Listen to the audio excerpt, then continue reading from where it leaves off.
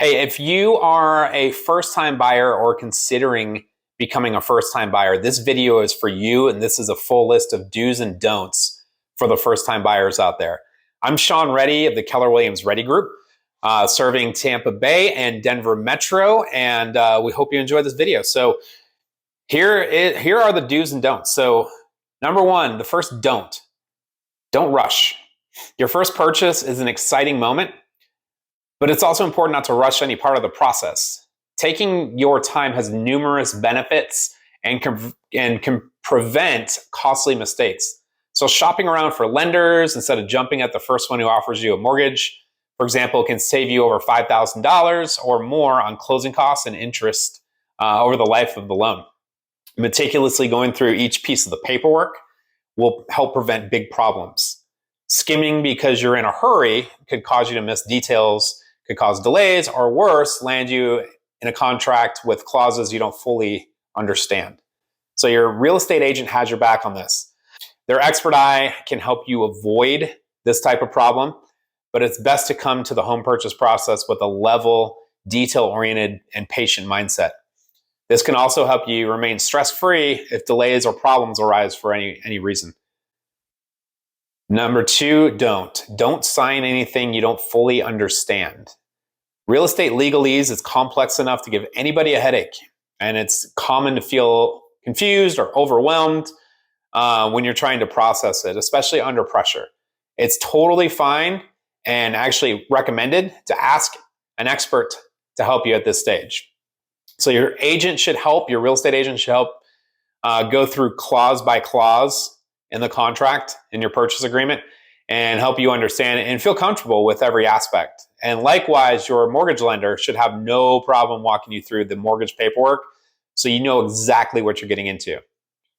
Number three, don't forget about closing costs. I see this all the time, and it's heartbreaking how many times I've heard of a buyer losing their first home because they didn't factor in the closing costs. So when you're coming up with your budget, you'll likely need to know how much you need for a down payment and also how much you can afford in terms of monthly payments. As a first-time buyer, you may not be aware that you'll need around 3 to 6% of the home's purchase price just to cover the closing costs. Last month's median price in the US was just over $400,000. And at that value, you'd need between $12,000 and $24,000 in closing costs in addition to your down payment. Now, what these closing costs are, they're fees associated with the transaction itself, deed transfer, title search, loan origination, home inspection, appraisal, and more. Now, as a buyer in most markets, you don't pay your real estate agent. That may change given some of the litigation going through.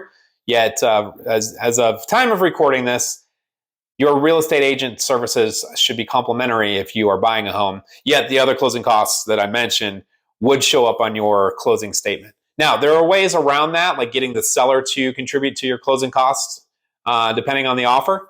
So that's something to keep in mind and something to talk to your agent about. Number four, don't be afraid to walk away. FOMO can be strong during the home shopping experience, but don't jump into a home purchase that doesn't feel quite right just because you're afraid that somebody else is going to snag it. You should feel 100% or at least 95% confident that you found the home for you at the right price and right terms before you agree to buy it, or at least during your right of refusal. Remember those complete and detailed must-haves that you made earlier? Stick to it. And if you find your budget and your list don't align, then you can make some adjustments, but don't just go for any house because it's available. You're likely to live in that home for, on average, 8 to 10 years. So you want to make sure that you can see yourself there that amount of time or longer. Now the do's. Do number one. Also, if you're enjoying this content, please make sure to hit that like and subscribe button and hit the bell notification so we can serve this stuff up to you on a silver platter. Be realistic. Do be realistic, please. Speaking of that must-have list, do you really need a fourth bedroom, or can you move that to the nice-to-have category? Does the home need to be exactly in this neighborhood, or will a few streets over work just as well for you? This isn't to say you should compromise on every item, but just take a clear-eyed look at each one on your list and ask yourself, do I need this to be happy, or am I just being stubborn? That'll help you narrow down the list, but it'll also help open more doors and put more on the table for you to actually look at. Talk to your agent about the wants and the needs. Make sure they have a clear vision of what you're looking at, and have that conversation with your real estate agent. Is it an absolute must-have? Is it a nice-to-have? Do number 2, get pre-approved. You should get pre-approved before you start your home search. Why? Pre-approval, it will give you a clear picture of your budget first and foremost. No sense in falling in love with a $600,000 home if you have a $500,000 budget. It can also lock your mortgage rate for a set period of time, which is pretty critical in these high fluctuating interest rate environments. It also lets sellers know you're capable and being serious about buying. It speeds up your financing down the line because the bank already has your documentation. So those are the major benefits of getting pre-approved right up front. So how do you do that? Well, we already talked about shopping around for quotes. So when you're ready to apply, you will need to gather a variety of paperwork, including tax records, pay stubs, bank statements, lists of your monthly debts, employment verification, and identification. If any part of your down payment is a gift, you'll need a gift letter verifying that the money doesn't need to be paid back. You may also be asked to provide rental information and landlord references if you are a renter. Once you fill out the application, your lender will analyze all the information and tell you whether or not you qualify for a mortgage. And if you do, they'll issue a pre-approval letter that's usually valid for 90 days. You can use this as part of your offer to show a seller that financing won't be a problem for you, which makes your offer much, much more competitive. Also, if you are working with a real estate agent you know, like, and trust, talk to him or her about the lender or lenders that they recommend as well. Advantage there, if your agent and their lender have worked on a lot of transactions together, there's a symbiotic relationship there that can cause your transaction to be much more smooth than if your agent's working with any Joe Blow off the street. Do number 3, ask a lot of questions. So it's totally normal to have questions through the home shopping process, and you should never hesitate to ask. So whether it's a complex question about real estate law or a small detail about the house you went to see, your real estate agent can help. There's no question too big or too small here. And the only silly questions are, of course, the ones you don't ask.